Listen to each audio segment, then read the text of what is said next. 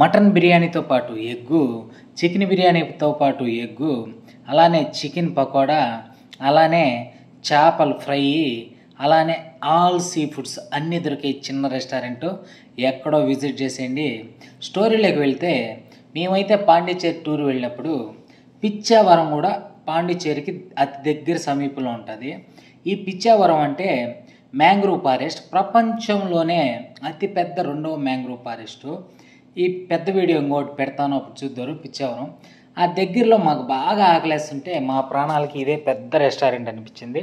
దగ్గరలో రెస్టారెంట్లు ఎక్కువ లేవు, అందుకని ఈ రెస్టారెంట్కి వెళ్తే ఇంకైతే మొత్తం రకానికి ఒక ఆర్డర్ అయితే చెప్పేశాము. నేనైతే మటన్ బిర్యానీ తీసుకున్నా, పిల్లలంతా పరోటా తీసుకున్నారు. దాంట్లోకి వాళ్ళకి కావాల్సినటువన్నీ గ్రేవీస్ తీసుకున్నారు. అద్భుతంగా ఉన్నాయి. నాకైతే మటన్ బిర్యానీ సూపర్గా నచ్చింది. అలానే చికెన్ బిర్యానీ పక్కన వాళ్ళు తింటున్నారు, అది కూడా బాగున్నదన్నారు.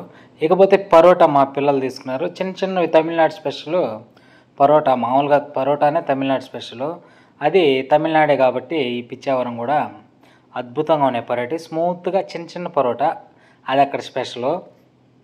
మంచి ఆకలి మీద పోయే కొందికి అసలే తమిళనాడులో మనకు నచ్చిన ఫుడ్ దొరికితే ఇంకా మనం వదులుతామా, దుమ్ము లేపేసేయడమే మన స్టైల్లో. అయితే అలా హ్యాపీగా అయితే నచ్చిన ఐటమ్ని కడుపు నిండా తినేసి ఇంకా మ్యాంగ్రూవ్ ఫారెస్ట్లోకి వెళ్ళి హ్యాపీగా అయితే ఎంజాయ్ చేసాం బోట్ ప్రయాణం.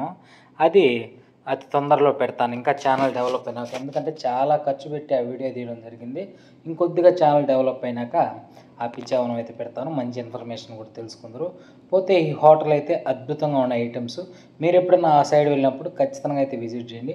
ఓకే, ఇంకో వీడియోతో మళ్ళీ